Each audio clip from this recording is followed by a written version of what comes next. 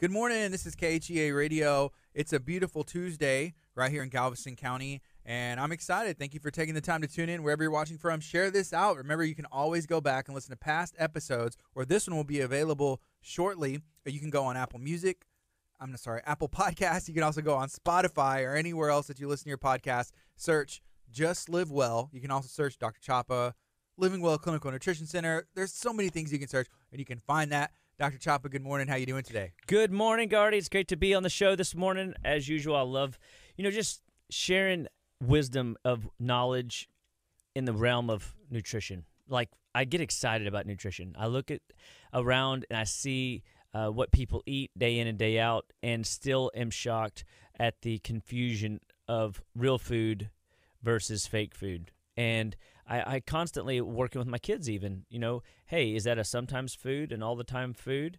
What are you eating there? Or is that a never food, right? I mean, there's even a never category. Mm-hmm. And so I think it's important that we just always are aware. And the more we become aware, I was talking to a gentleman last week, and he wants to kind of do this health thing without supplementation. And I think that's grand and great. And I think that we should all aspire to that. Except that, he raises chickens and never eats any of his own chicken eggs. Why? Too busy, he says. Yeah. And I'm thinking, okay, what do you do? I ask. And he says, well, I just pull into the nearest fast food joint. Why? I ask, and he goes, because that's all I got time for. And that's what oftentimes we get caught in this place where we know we should be going back to the soil. We know that we should be looking to, nature for its solutions, but we oftentimes get caught in the busyness of life. The classic holiday hustle and bustle.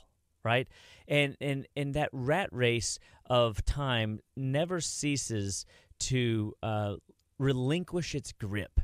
And one of the things that I had to try to help this guy understand was that, look, you can't change the world around you as you desire until you first start looking inward and change yourself.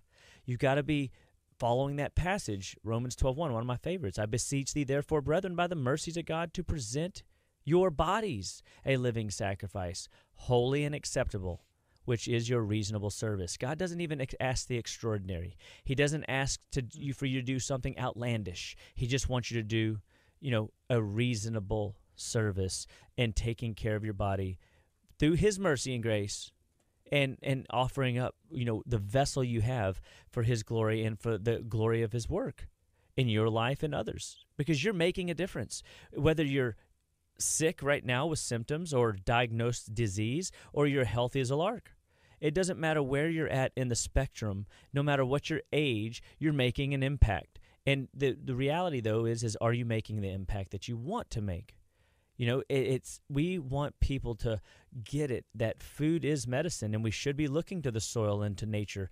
But oftentimes we just don't know where to begin, or we got to figure out in our quote unquote busy, bad habit laden life, what can we do today to shift course, to change the trajectory, so that we're moving onward, upward, goodward, and Godward in a different direction. Because you can't do the same old thing and expect a different result, can you? Right. What do they call that? Insanity. Yeah. Mm-hmm. And insanity, it's kind of a cliche phraseology today, and we don't appreciate it from the same, when you say it the first time, it's like, oh yeah, that's a really good one, and I need to, live by that. Now it's we say that too often, and we don't appreciate that truth, but it is an eternal truth. And so where did I have that gentleman start? With just 1 degree of change. Hey, how about we eat 4 eggs every day?